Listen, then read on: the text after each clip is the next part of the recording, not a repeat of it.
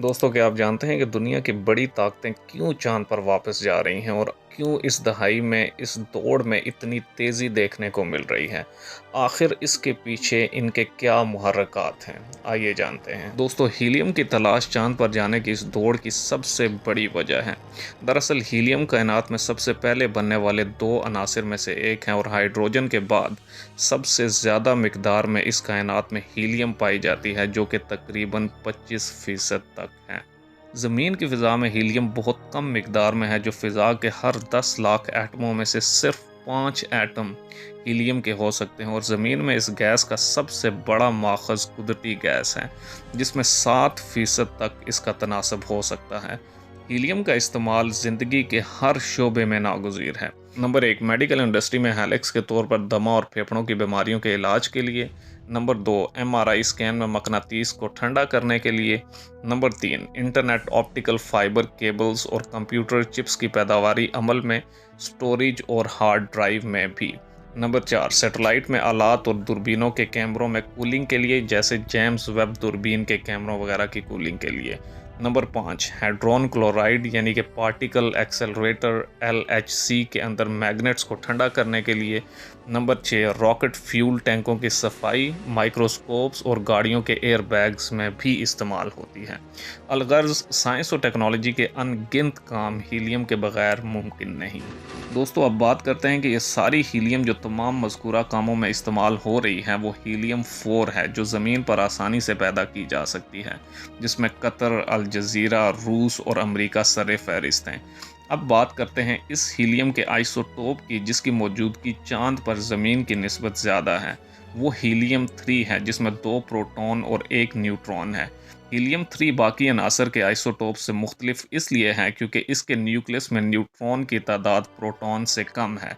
अमूमन मुस्तहकम आइसोटोप्स में न्यूट्रॉन की तादाद ज़्यादा होती है। दोस्तों, ज़मीन को इस वक्त सबसे बड़ा ख़तरा ग्लोबल वार्मिंग से है और इसकी बहुत बड़ी वजह हाइड्रोकार्बन फ्यूल से बिजली की पैदावार है, जिसका हल रिन्यूएबल एनर्जी के ज़राए हैं। लेकिन सप्लाई की बढ़ती हुई तलब के साथ साथ रिन्यूएबल एनर्जी की रफ्तार को कायम रखना बहुत मुश्किल है। इस मसले का हल जोहरी तवानाई है, जिसमें न्यूक्लियर फिजन के बिजली घर तो दुनिया भर में कायम हैं ही, लेकिन इसमें ताबकारी के ख़तरात होने की वजह से और इसके ताबकारी फुजला को टिकाने लगाने के मुनासिब बंदोबस्त न होने की वजह से इसका इस्तेमाल नुकसानात से खाली नहीं है। दोस्तों, ये ताबकारी फुजला हज़ारों साल तक अपनी ताबकारी जारी रखता है क्योंकि इसकी हाफ लाइफ बहुत ज़्यादा होती है। न्यूक्लियर फ्यूजन का अमल, जिसमें 2 हल्के अनासर को आपस में मिलाकर भारी अंसर और बहुत सारी तवानाई हासिल होती है, जैसे हर सितारे के अंदर ये अमल तवानाई बनाने का ज़रिया है।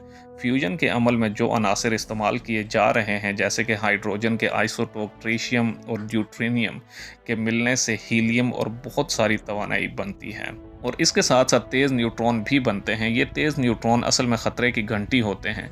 न्यूट्रॉन पर चूंकि कोई चार्ज नहीं होता और ये तेज़ रफ्तार न्यूट्रॉन अपनी हरकी तवानाई फ्यूजन रिएक्टर की दीवारों को मुंतकिल करते हैं, जिससे इन दीवारों को काफ़ी नुकसान होता है। इसके अलावा न्यूट्रॉन अपनी एनर्जी की मुंतकिली से दीवारों में मौजूद अनासर को भी रिएक्टिव बना सकते हैं, जो रिएक्टर की लाइफ पर असरअंदाज होने के साथ साथ बाहर के माहौल को भी ताबकार बना सकते हैं।